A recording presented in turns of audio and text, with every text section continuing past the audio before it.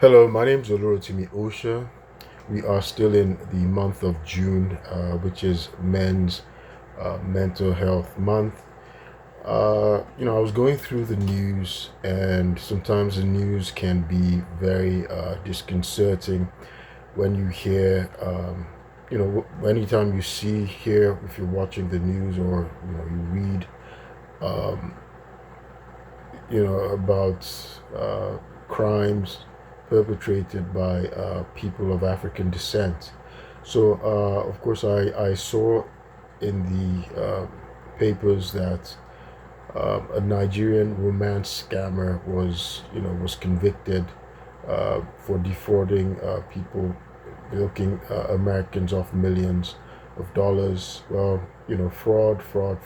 That's sometimes it seems like the typical offense of Nigerians. But there was something else that I found out. I'm gonna move now to the United Kingdom, right? There was something that prompted me to check the data on from police reports in the United Kingdom of sexual crimes, sex crimes, and abuse of minors perpetrated by country, by nationality. Now, of course, the Kingdom, British citizens, right?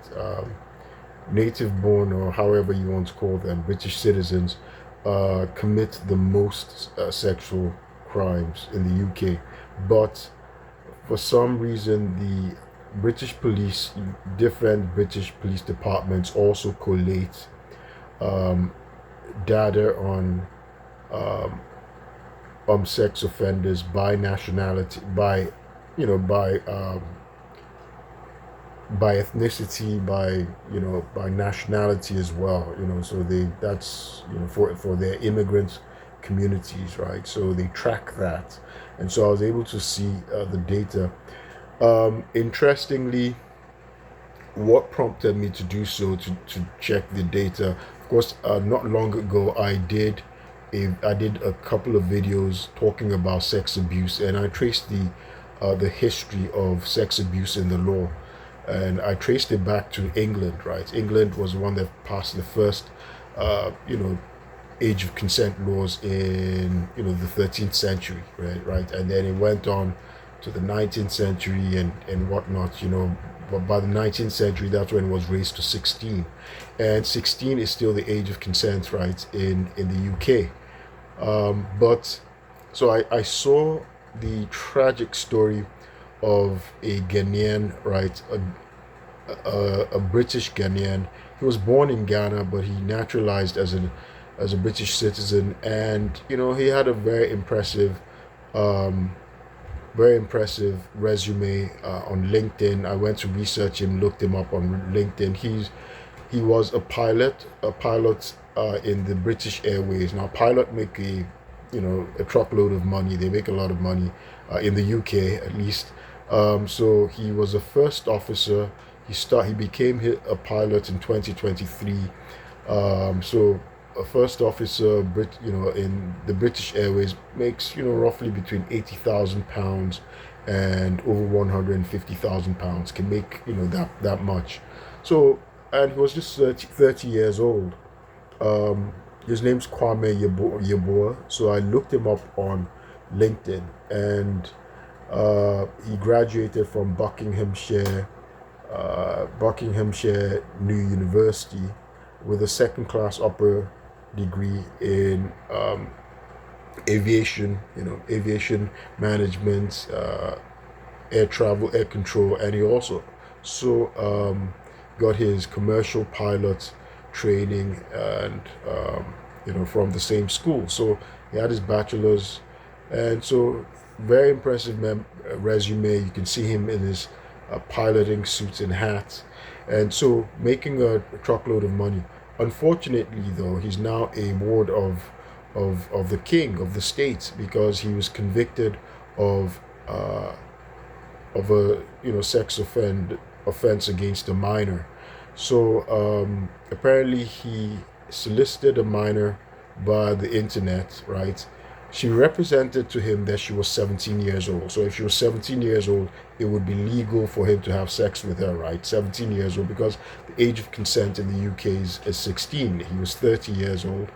However, so he traveled to meet this person, and he had sex with her well, 3 times. It turns out she was 12 years old. She was only 12 years old.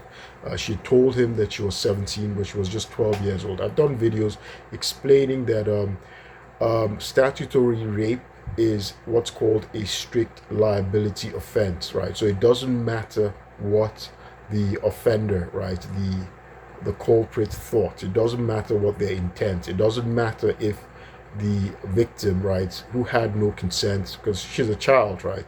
It doesn't matter if she lied to him, even if she presented a fake ID, so long as the person had intent to have sex with someone who was a minor. This person's a minor, and they did have sex together, and so it's a strict liability offense. It doesn't matter if he believed that she was 17, that she was of age. So he was convicted. Now he's registered as a sex offender. He was convicted to roughly between 8 to 9 years in prison, and he gets 15 years of a restraining order. So after completing his sentence, so that's it, right? He's done. His career. He worked so hard to become a pilot, and it's astonishing because it happened in the UK. As I said, I went to look at the data on the statistics on sex offense, because you can see there's anti-immigrant hysteria in the UK right now, and it doesn't matter that the face of the Labour Party is actually a British Nigerian. Well, she doesn't. That's Kemi Badenoch, right? She doesn't identify as a Nigerian. She spent 16 years of her life in Nigeria. She identifies as a Yoruba, and British person. She's the leader of the Tory party. That's a conservative party. There's a possibility she can become prime minister if the Conservatives can defeat the Labour Party. But she's she's the face of anti-immigration as well, right? In the UK, and there are these accusations that that immigrants commit sex offences. Never mind, the British, native-born British, actually commit the highest amounts of sex crimes. But I did look at the police reports, the data, and it was sad to find that so the highest sex offenders by nationality of non-English or British or indigent British people, non-native British people, right? I guess that means Caucasians, whites, because so this is by naturalized citizens or by foreigners or whatever it is. They want to call the data by ethnicity, right? Is Indians, right? Indians. After Indians are Polish, right? That's for. It depends on the year, right? This is for 2024 and 2025, 2024 and 2025 data.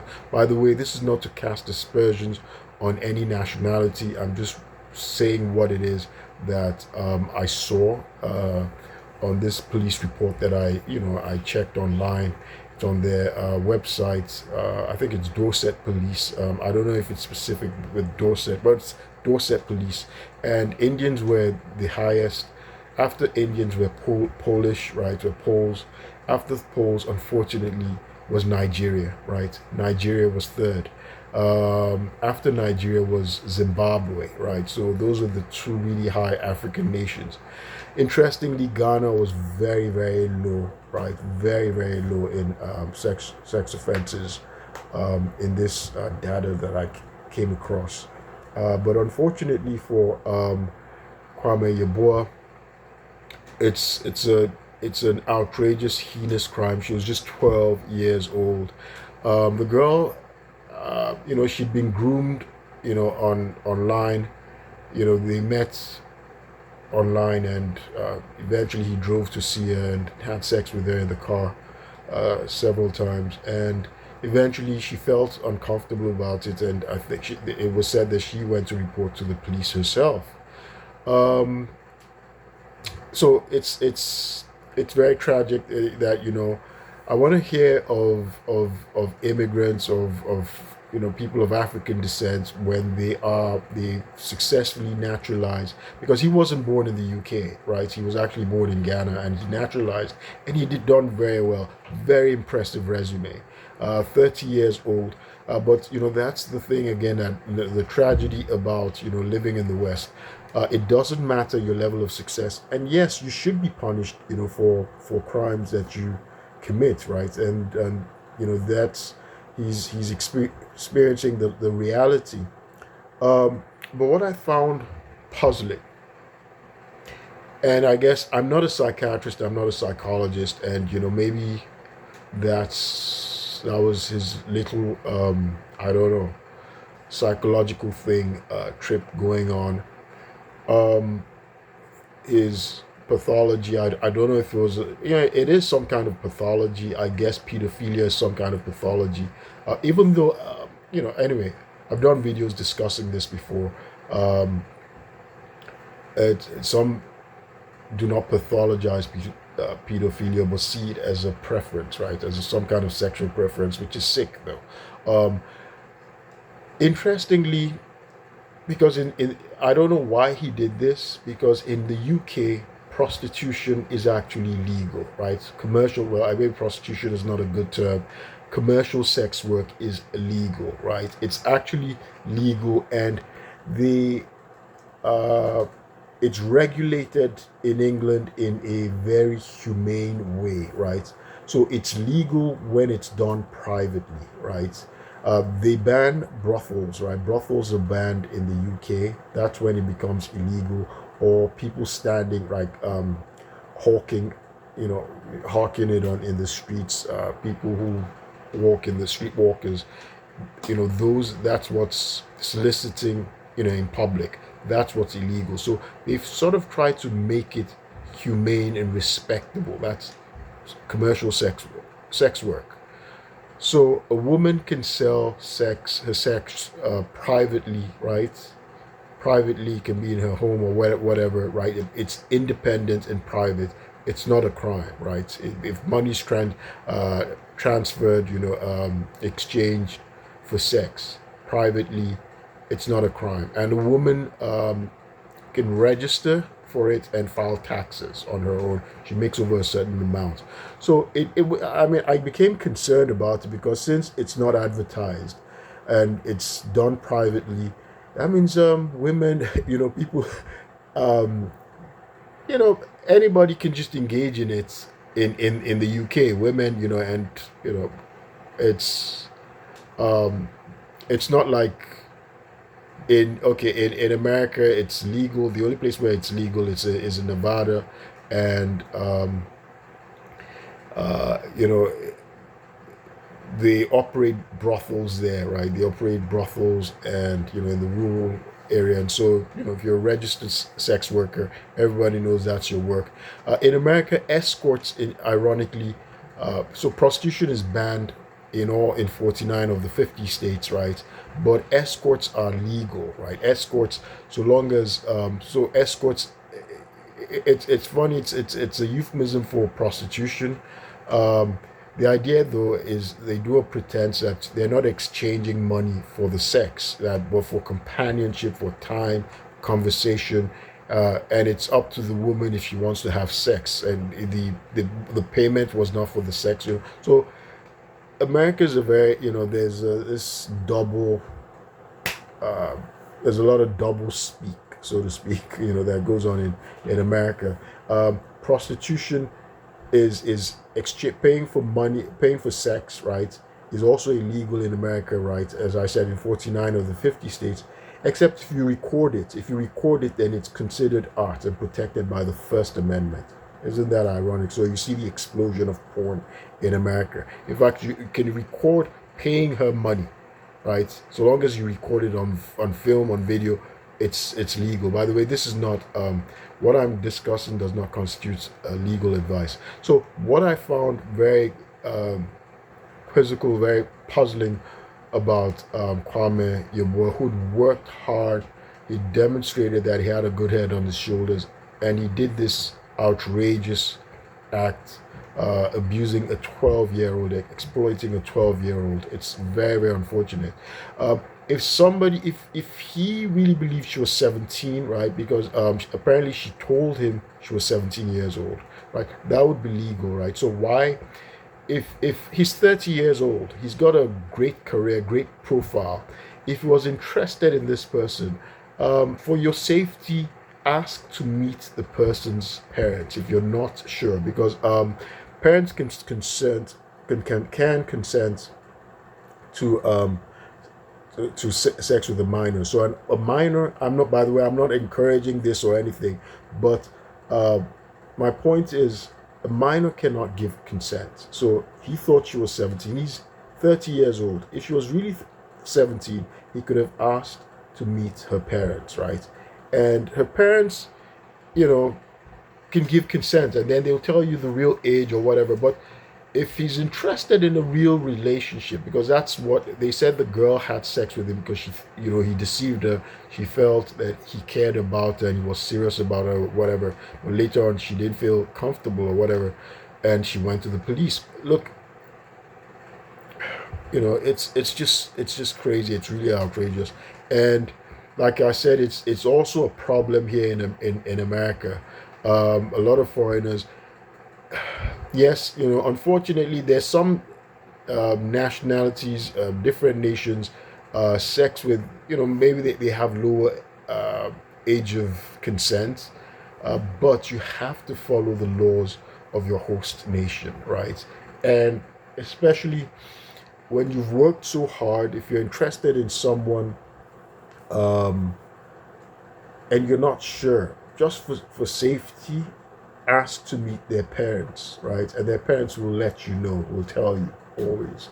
But when you're meeting people on the internet and you're doing all these things, you're just going to destroy everything. Now, he's ruined what he worked very hard to accomplish, what his parents supported him, um, all the support, all the years that his parents have given him. And it's unfortunate. And I don't know how it is in British prisons, but in American prisons, if you're a sex offender, if you're a predator, they kill predators in prison. Sex offenders, they kill them. People who have sex with minors, for some reason, American prisons have their own uh, uh, ethical code, or what. You think criminals don't have their own code or whatever, but they do have a code. Of course, they kill cops in prison. They kill cops. They kill and sex offenders, right? They kill serial killers. They don't like serial killers in prison as well. So it's kind of funny, even though that they respect the mafia in prison, but they don't like the Dharma, or the, what's his name, Ted Bundy type, right, of serial killer, or the Dahmer, Jeffrey Dahmer, I think that was his name, right? He was killed in prison. In any event, so this is very tragic. I want to hear of immigrants doing well, right? Immigrants who've successfully naturalized, like Kwame Yeboah. He didn't need um, the silliness, the outrageous, heinous conduct of abusing a minor. In any event, I'll stop this video here. My name's Oluro Timosha. I'll keep you posted. Thank you. By the way, I just wanted to clarify, no, I wasn't endorsing UK for its prostitution, but the fact that it sort of humanizes and legalizes uh, sex work, commercial sex work. I wasn't endorsing or saying it was a good or bad thing, no value judgment. I'm just saying that this guy who did this, this unnecessary act, because if you want, if you were hard up, he could just pay for it, and it's private in the UK. It's private. Nobody gets to know, right? So in the UK, I think for sex workers, they can't share. Two sex workers can't live in the same place, right? Then it will be considered a brothel. So it has to be someone who stays alone. So it's just like nobody knows what she really does. Nobody really knows who you're seeing. So it's just between the two parties, right? The two people transacting the business. So in any event, I'll keep you posted. Thank you.